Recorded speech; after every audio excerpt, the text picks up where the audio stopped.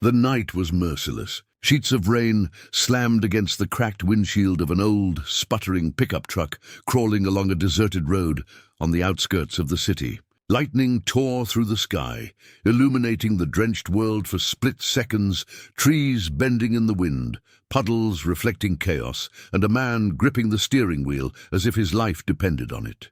His name was Ethan Miller, a 34-year-old single father who had long forgotten what rest or comfort felt like. The world hadn't been kind to him, but he had learned to survive on sheer will, and for the little girl who called him Daddy.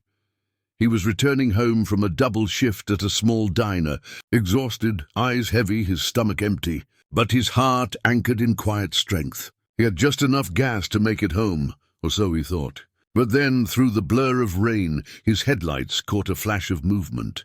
A figure, a woman standing by the roadside, soaked to the bone, hugging herself as the storm battered her mercilessly. Her car, a sleek black luxury sedan, sat dead beside her, its hazard lights blinking weakly. Without hesitation, Ethan pulled over. He could barely see her face, but he saw fear and desperation.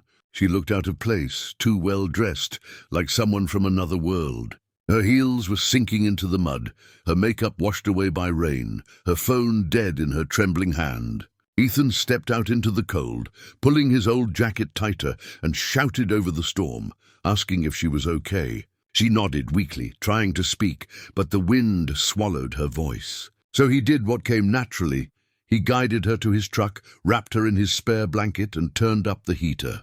She was shivering uncontrollably, eyes red from the rain, or maybe from tears, and that was how two lives collided. One carved by hardship, another polished by privilege, on a night when fate refused to sleep. If you believe in kindness, in second chances, and in the goodness that still exists in the world, please take a moment to like, comment, share, and subscribe to our channel, Kindness of Americans. Your support helps us spread more real stories that touch hearts. As the truck rumbled back onto the road, Ethan tried to make conversation, but she only offered short answers. Her name, she said softly, was Anna.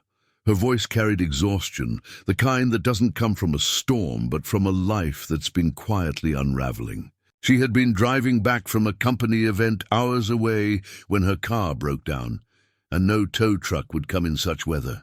Ethan didn't pry. He wasn't the kind of man who asked questions. He simply drove.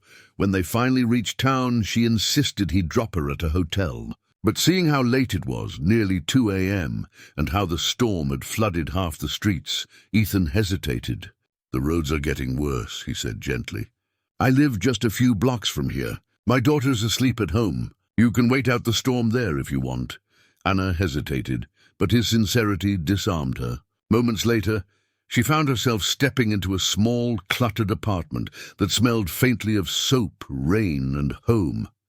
Inside, the lights were dim. A small girl, maybe 7 years old, lay curled up on a couch, clutching a stuffed bear. A half-finished school project sat on the table, colored papers, glue, and crayon marks everywhere. Anna's eyes softened as she watched Ethan tuck the blanket around his daughter before boiling water for tea. She wasn't used to this kind of life, the simplicity, the quiet dignity. She had been living in glass offices, penthouses, and boardrooms, surrounded by people who wanted her attention, not her heart. And yet, in this tiny home, something stirred inside her.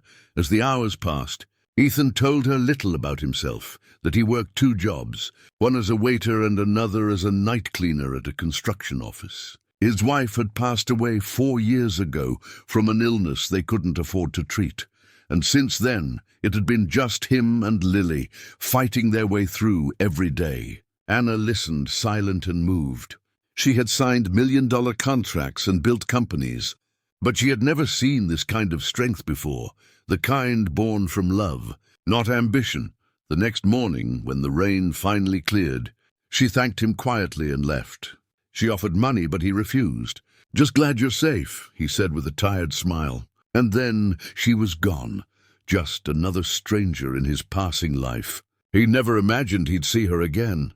Days turned into weeks. Ethan went back to his routine, cooking simple breakfasts, rushing Lily to school, then running between jobs. But one afternoon, at the diner, his manager told him someone new was taking over the company that owned their branch.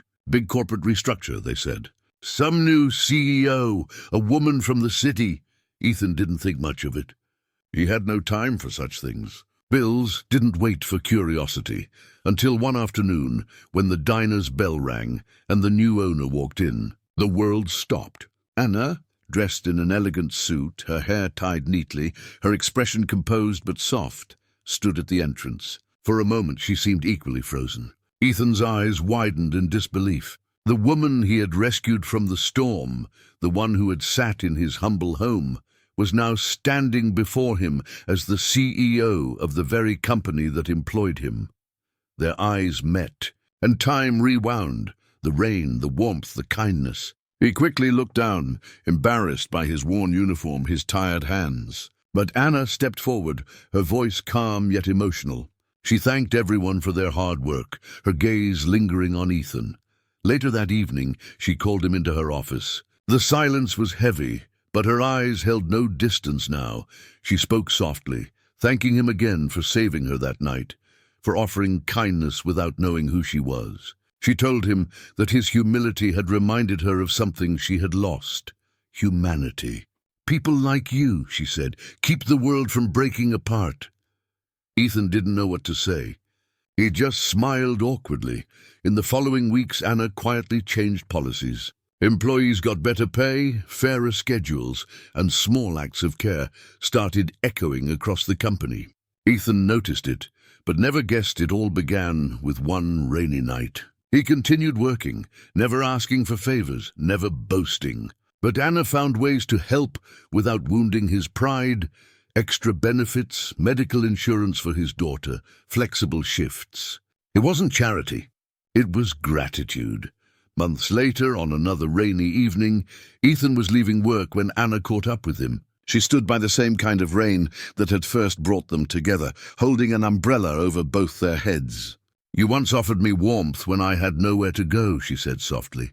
"Let me return that kindness, not as your boss, but as a friend."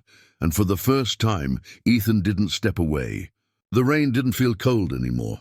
It felt like renewal, like life coming full circle. If this story touched your heart, please don't forget to like, share, and subscribe to Kindness of Americans. It helps us keep telling stories that remind the world kindness is never wasted.